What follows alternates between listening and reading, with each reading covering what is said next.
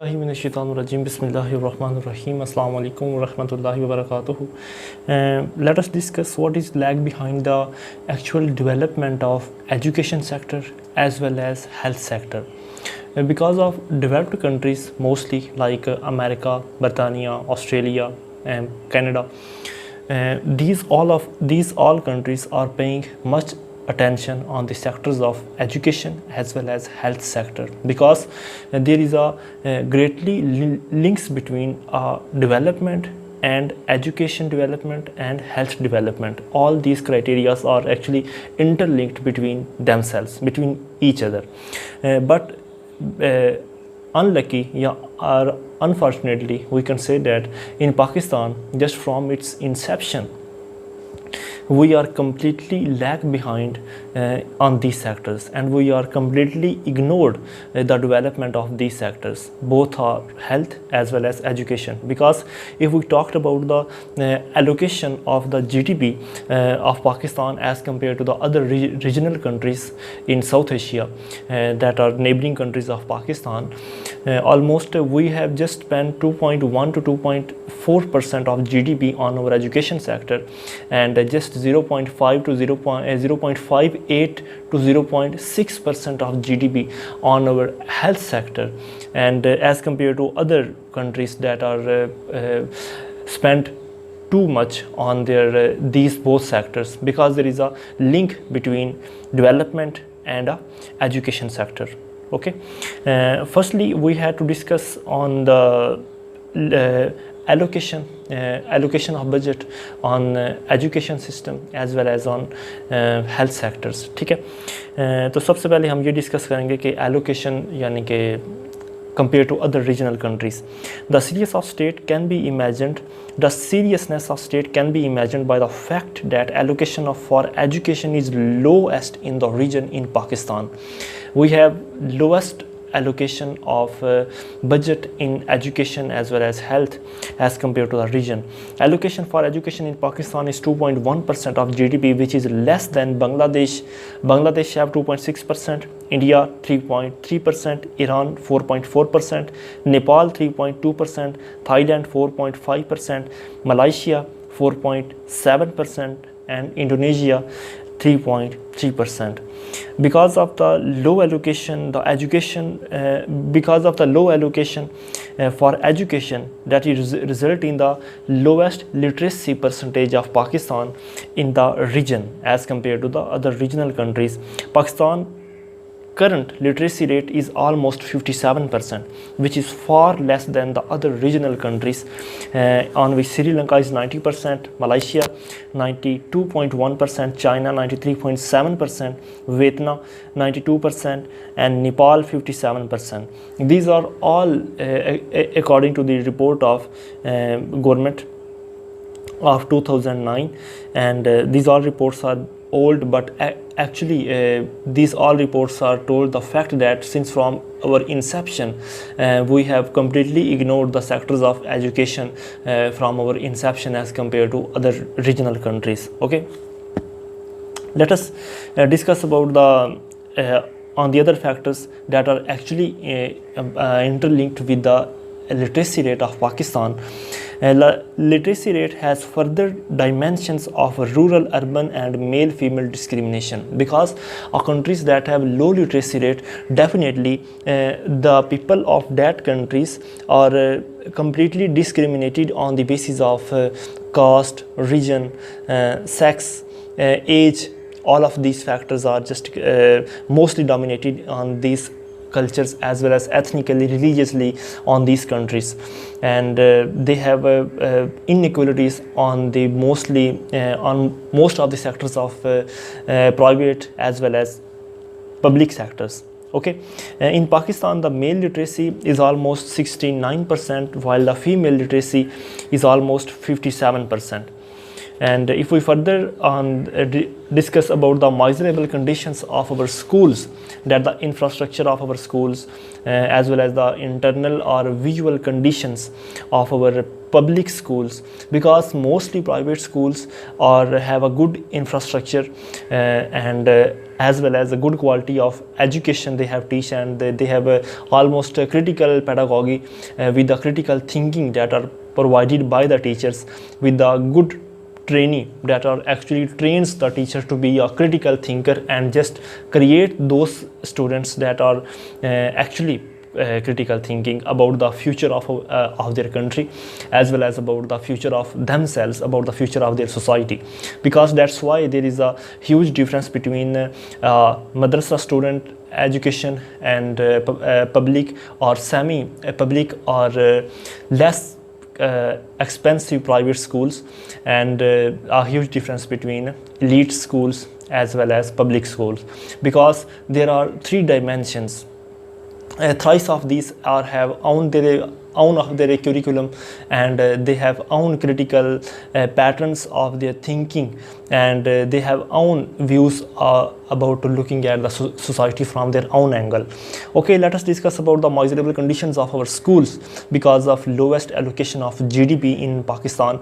And if we have allocation of GDP in because those funds that are actually allocated the government sectors for their infrastructure development or for their own development, but these provided allocations of the funds are actually due to lack of accountability and due to lack of transparency. There is a huge corruption behind the allocation of these funds because of bureaucratic procedure as well as political interruption. In all these factors are available. If we discuss about the miserable conditions of our schools, according to the economic survey data of Pakistan 2009 and 2010, that is actually held by the government of 2009, and this data tells us about our schools that 37.7% of our schools up to elementary level are without their boundary walls. Then 33.9% are without water facility, 37% without latrines, around 60% are without electricity. This pathetic situation of schools reflect the low priority our government assigns to the social development in Pakistan. That is, tells that how government are actually ignorant about the basic infrastructure of the society, and that is actually the major factors that are actually contribute in the development of a country, that is education sectors, and how government ignored these criteria just by allocating lowest budget as compared to other regional countries. Next one, it is shocking to note that while other countries have been increasing the financial allocation for education, but in Pakistan we see that a declining trend. According to the economic survey of Pakistan 2009 and 2010, we have seen that there is a consistently decline in the budget in education budget as compared to our in contrast to other compartments or other departments of government. Because according to economic survey of Pakistan in 2006 and 7, there is an allocation of budget for education in GDP was 2.50%. Then it's dropped up to, in the next allocation of budget 2007 and 2008, up to 2.47%, and in 2008 and 9 budget it's further declined to 2.10%. So how this education budget are consistently declined in the every year of from 2006 to 2009. Firstly it 2.5%, then 2.4%, then 2.1%. This is a disturbing trend. Even this low allocation of money is seldom utilized fully. As I told you that it is seldom utilized fully, that are already budget we have the government allocated for Pakistani education system, mostly because of bureaucratic procedure and lack of organizational capacity or lack of transparency in the bureaucratic hierarchy. or in the government allocation, or maybe due to political instability or because of political interruptions or politicians' interruptions into the allocation of budgets for their own provinces. Similarly, there is always skepticism about the appropriate use of utilized money. Let us discuss about the health sector of Pakistan.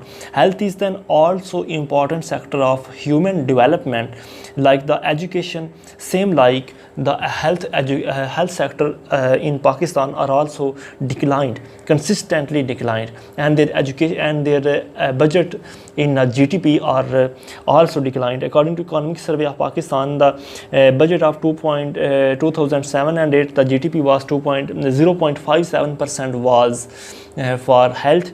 Then it's drop up to 0.56% in next budget, then drop up to 0.54% in next budget. And how it actually declined because in as compared to other sectors of Pakistan, and both these sectors of education as well as our health sectors are actually completely ignored by our governments, that would actually major contributor to the development as well as economic development of the Pakistan. Further, such major amount is woefully inadequate for an area as important as health, because because health and education are not as small departments that you can completely ignore or lag behind them, but actually they are far they are actually huge sectors of Pakistan economy as well as Pakistan. But if you completely ignore them, so how you can say that Pakistan will become developed countries in near coming decades? Nextly, this low allocation has resulted in a depressing condition of population in terms of availability of health facilities, because due to low allocation of budget, there is also low allocation of doctors, low allocation of dentists, and low allocation of low availability of facilities of hospitalization, and mostly because of developing countries and with a poverty ratio of 29.5%, and most of people not actually bear the expensive medicines as well as expensive treatment of private hospitals, and they are completely depend on the public hospitals, government hospitals for their treatment. But because of low budget and because of low funding for education as well as for health department, most of the peoples are just completely ignored from their basic facilities, that is health, because health provided by the government is a basic facility of their citizens.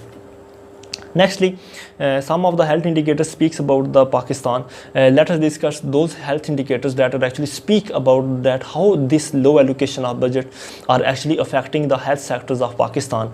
According to data of 2009, Pakistan life expectancy was up to 66.5% of year.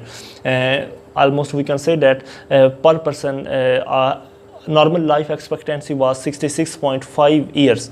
Nextly, infant mortality rate was up to 1065. Almost we can say that कि हर 1000 में से जो 65 बच्चा है वो जान की बाजी हार जाता है, and mortality rate under the age of 5 years per 1000 is 95.2%. और हम कह सकते हैं मतलब हर 1000 में से जो 65 बच्चा है जो मतलब पैदा होता है वो ज़िंदगी पाता है, लेकिन ऊपर वाले 35% जो हैं वो ज़िंदगी नहीं यानी कि उनको मिलती, मतलब फोत हो जाते हैं। और इसी तरह वो बच्चे मतलब तकरीबन जिनकी 5 साल के बाद जिनकी एज बनती है 1000, उन हर 1000 में से जो 95% है वो सर्वाइव कर पाते हैं और ऊपर वाले 5% सर्वाइव नहीं कर पाते, because of these health indicators, and these health indicators told us about the miserable condition of health sectors of Pakistan. These problems are likely to aggravate further due to the rapid population growth in Pakistan, because we have population, more population, we have our population of Pakistan are almost growing six times as compared to consensus of 1951, because the last 2017 consensus told us about that Pakistan population is almost 20 million, almost 21 crore लोग जो बनते हैं, ठीक है, and that is such a huge population that are actually increased 6 times since from its inception.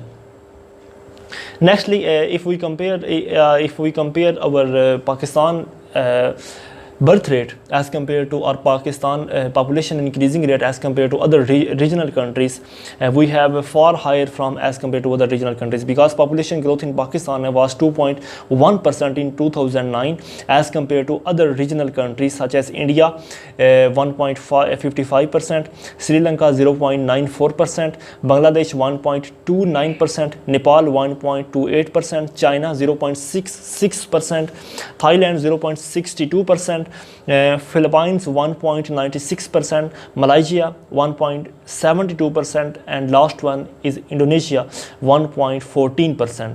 Pakistan is far higher from all these regional countries, and where Pakistan population growth is up to 2.1%. No country from all of these, as I have counted in front of you, no one country of our regional country are upper or have more increasing in their population as compared to Pakistan. And such a rising population and with the low allocation of budget for health sector, that is also miserable for common people or for a poor people. Okay, and according to the figure quoted in the Economic Survey of Pakistan 2009, in according to survey of 2009 and 10, there was one doctor for 1183 people. Only one doctor for every 1183 individuals, and only one dentist for 16,914 people, and only one bed for 11,592 individuals. That is a miserable condition of Pakistan education department, Pakistan health sector. So what government need to do? Government need to do such an urgent steps that are actually that are actually need to take place in an emergency. Such steps are actually linked with the development of education sector as well as health sector, because of bureaucratic elite and because of politicians, all those existing infrastructures that are actually not nowadays in continue because of politicians, because of the successor government, or did not want to pay heed attention to those projects that are actually started by the previous government in the previous regime. And first of all, government should pay attention to those projects that are actually started by the previous government, and should complete such projects, because if government did not pay heed attention to such projects that are actually started by the previous government, they will actually lose their stamina, as well as the wastage of allocation of budget, a huge amount of budget that are actually allocated for the transformation or as well as for the development of infrastructure of such projects. And firstly, government have to review all those important infrastructures and just pay heed attention to those things that are actually existed already. And then government have to do that. If government want to economic development in the country of Pakistan, then government should pay attention and should allocate much amount of money as other developed countries that have spent their huge amount of budget of their GDP on education as well as health sector. Then government of Pakistan will achieve the economic development, because a healthy life give a healthy mind, and a healthy mind will also helpful for a state, because healthy citizens are not a burden on a state and not a burden on a health sectors as well as other sectors of Pakistan. And a healthy person is always so remain independent, and they are beneficial or beneficent for the state. So government, we have to see a number of policies, plans and projects that fall prey to political interest and bureaucratic formalities in Pakistan. Basic education and health are the fundamental facilities a state is under the obligation to provide to its citizens. The claims of development remains incomplete and deceptive if there is no improvement in the lives of people. Okay, if government have to make promises that government are trying to achieve the economic development in a country, then all these promises are just lag behind if government did not pay heed attention to education as well as health sectors. Such qualitative improvement is closely linked with the quality of education and health indicators. Thank you so much. बहुत शुक्रिया.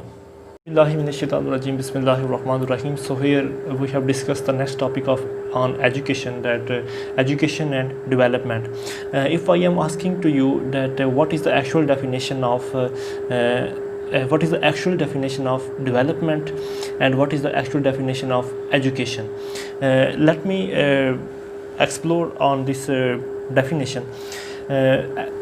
Mostly people thinks that the actual development is the infrastructural development or only economic development, that are large dams, large infrastructure, skyscrapers, metallic roads, railway tracks, shopping plazas.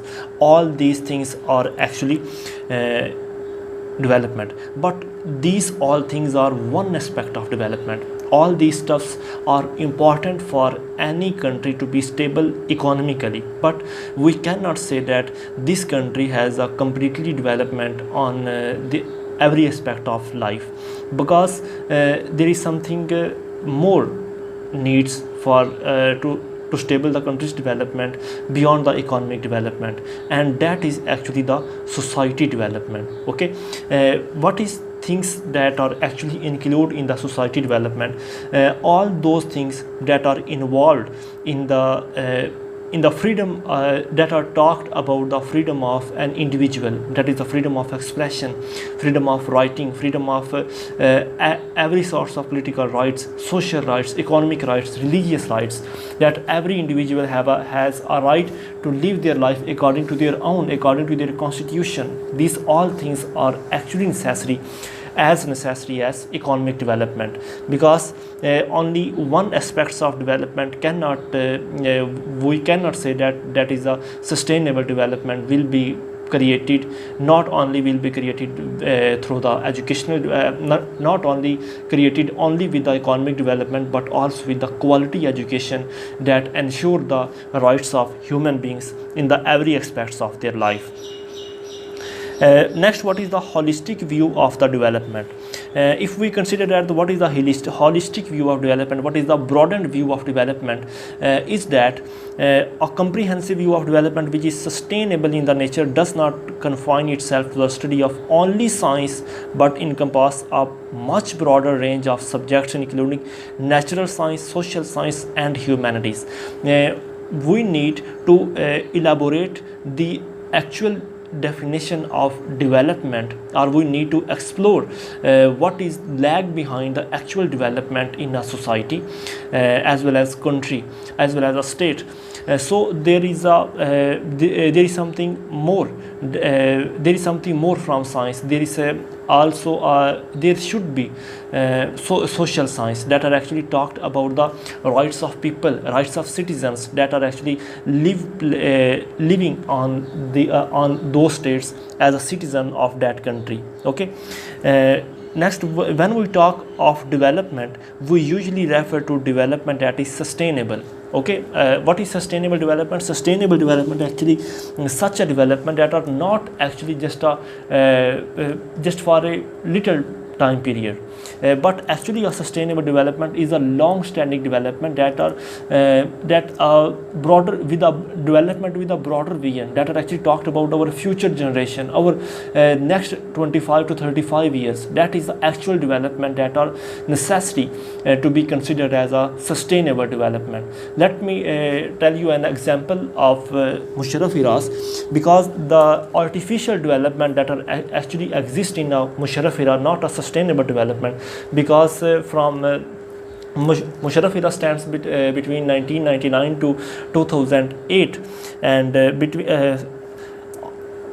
between this area, after 2002, that the post 9/11 era, mostly foreign investments are, and mostly foreign aids that are actually comes towards the Pakistan, that flourish Pakistan towards the economic development, and this looks like that there is a much economic prosperity in the system of Pakistan, but actually that is a artificial flowing of money, not a natural or sustainable flowing of money. And Pakistan foreign exchange reserves were inflated, and the economic statistics look impressive, that every country, our regional country, consider that Pakistan economic development are looked very impressive, but actually this only depend upon those aids that are actually we have got from the America to fight against the those Talibans that are actually involved in the conspiracy of 9/11 case, and to combat the terrorism. And after a few years, this situation changed drastically, flowing a sudden reduced inflow of money, because only what is the reason behind that? The only reason behind that was the whole economic development was not a sustainable development, but actually an artificial flow of money that raised the foreign investment as well as the foreign exchange reserves of Pakistan country. And after this incident is end, or after this period is end, or after a few years, that whole situation is drastically came to an end, and reduced after the reduced of inflow of money. The definition given by the World Commission on Environment and Development, they suggested that on sustainable development is, what is sustainable development? Or sustainable development is to meet the needs of present without compromising those of future generations. That what is actually sustainable development is to meet those needs that are actually necessary to fulfill at this time, but not these needs are compromised on those plans that are actually planned for our future generation. That is the sustainable development. And this sustainable development concept of sustainable development is incomplete without quality education and a literate society. So next topic is, what is revisiting education?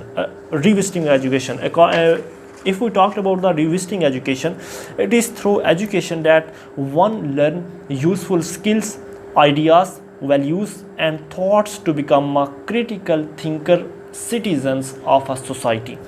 It is education that can turn an ordinary society or an ordinary student towards a sustainable that can make an ordinary student or an ordinary society to a learner as well as a critical thinker of the society, that is who is important for the sustainable development of country as well as the prosperity, not only economically but as well as socially development of the whole of the country. So an critical thinker also combat all those challenges that are that faced by him due to society needs. Okay, next one, what is the literacy? That we here is the question that is only increase in the literacy rate can explore or can increase the sustainable development, or only the increase in the literacy rate can ensure that there is a development in a country, that a country like Sri Lanka, where is the literacy rate is 92, more than 92%, but actually not a developed country, not only not including those countries that are actually developed like America, Canada or Australia, etc. So how that we can answer this question, that only increase in literacy rate helpful is only increase in literacy rate are helpful for country to be developed, to be considered themselves among those developed countries like other developed countries. So here answer is that only increase in the literacy rate is not enough but actually the quality education that can promote the critical thinking of teachers, as well as and those teachers enhance the society, as well as enhance the class and students, as well as their pupils and the whole organization, as well as society, to be a critical thinker and are sensitized for discrimination, as well as gender, as well as for rights of every citizens of that country. And this quality education that can actually needs for every those country that can that want to sustain economic development or any sort of sustainable development. So in most mainstream schools of Pakistan, we notice that the process of education are closely related to banking concept of knowledge. What is banking concept of knowledge? Banking concept of knowledge are actually statistic, obsolete and old system of knowledge that can actually just produce those kids or those students or those pupils or those individuals of society that are not a critical thinker, that are actually just lag behind from such a elite schools, those as compared to elite schools. So here is the question that the banking concept of knowledge is the students are just sit back and teachers transmit their informed there are particular transformation or particular information, and students reproduce this information in examination paper just by memorizing it again and again, not by just understanding what is the concept or actually lag behind those words that are actually taught by the teacher, and just secure the good grades are actually the main criteria in the education system of Pakistan. So all these process, all these learning or teaching process are not actually the quality education, or not actually define what is the quality education, or not promote the critical thinking among the students as well as into the teachers. So what is knowledge, skills and attitude that are actually required by education system to enhance the critical development? So knowledge, skills and attitudes, one of the major goal of the education that paves the way for sustainable development. All these stuffs are necessary for sustainable development, that skills, attitude and knowledge. But what is the missing in most of the mainstream schools in Pakistan? That is enabling students to think independently and creativity. What is those things that are required for Pakistani education system that can actually promote the creativity as well as critical thinking among the teachers as well as among the students? These things are, first of all, education should empower students to apply such knowledge in a new situations, in their society as well as among the surroundings. That we should teach such subjects to the students that are actually define what is happening around behind what is happening around the society, or what is the things that are necessary to be a critical thinker, and what is the things that are necessary to be that are beneficial for their own as well as for their country, states or other individuals or other citizens. So this is, first of all, education should empower students to be a critical thinker for the new situations. Number two is education should also develop the critical thinking skills among teachers, not to just fit into the slots of society, because the critical thinkers are just not fit into the changing dynamics of society, but they also beneficial to combat such challenges that are actually given by society as well as given by the modern technological era of international society. So what are the factors that enhance quality education? We actually need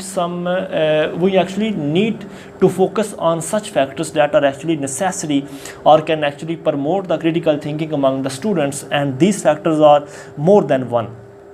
There could be a number of factors that come together to improve the quality of education and in turn enhance the chances of sustainable development. If we promote those factors, or if we adopt such policies that can actually promote or enhance those factors and actually implement or transform those factors that I have discussed now, and there is chances, there is there will be chances are increased that we will achieve the sustainable development. These factors are, first of all, we should increase our funds, or as we can say that we should increase allocation of budget for education into our GDP. Okay, this is necessary factor that are discussed. First of all, that we should promote more funds for education sector. Secondly, there should be the physical infrastructure and the physical facilities like the latrines, as well as a good building, a fabulous building, to provide such an environment that can actually enhance students to get education, and just make them and create those things that are actually necessary for students to be sit in such a physical situation or physical environment. Secondly, to decide about the curriculum, because as a Pakistani, or Pakistan country is actually differentiated into different ethnics, religions. Major religion is Islam, but actually the most factors that are enhanced this Islam is the Shia and Sunni factors, and Shia and Sunni regions. And there should be there are 4 units of Pakistan federal. These units are actually, we can say that, 4 provinces, and each province has their own ethnicity, own culture, as well as own sort of languages. And government should enhance that. There should be more than one curriculum, or there should be an alternative curriculum that we give choices to other provinces, that they can choose syllabus of education, syllabus for their children according to their needs, according to their language, according to their culture, according to their religion. And we should promote an alternative curriculum for students, as well as for the teachers, and for provinces, just to integrate the whole of all the citizens of the country with each other. Next, we can review the textbooks with the help of professionals, experts from private sectors as well as from public sectors. And last but not the least is assessment system. We should encourage the learning with the experience, or learning with the practical, not because in our process of learning, or in Pakistani education, the education system, there is a huge difference between a theory and practice, because the things that we are actually taught into the schools are far different from the things that we are actually facing in a society. And there should be a connection, there should be a social education that actually promote a connection between an education, a practical education, and the theoretical education. So these all stuffs are necessary to improve the sustainable education development. So next one is empowering teachers. What we should do to empower a teacher?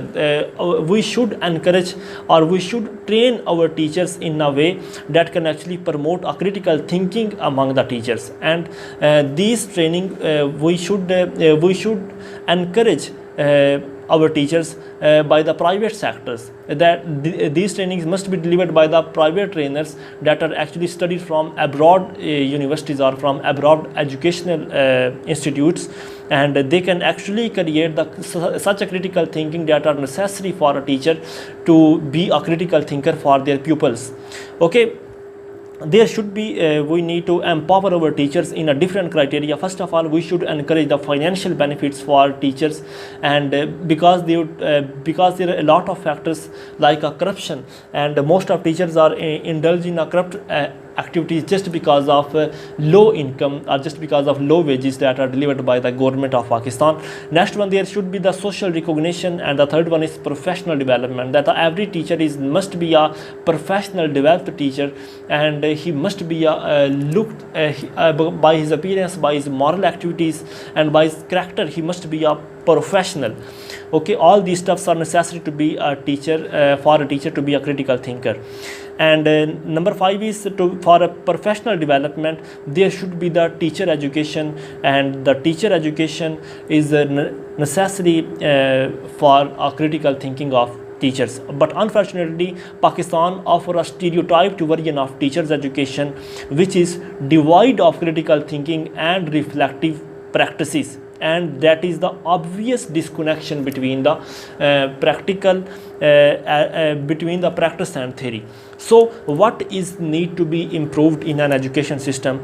There is an urgent need to introduce teacher education in Pakistan, that making it relevant and effective by incorporating the components of reflection and critical thinking, and by establishing a vibrant linkage between theory and practice. So it is the only through effective teacher education that we can empower teachers professionally, and it is through this empowerment that such education can be imparted that ensure holistic and sustainable development.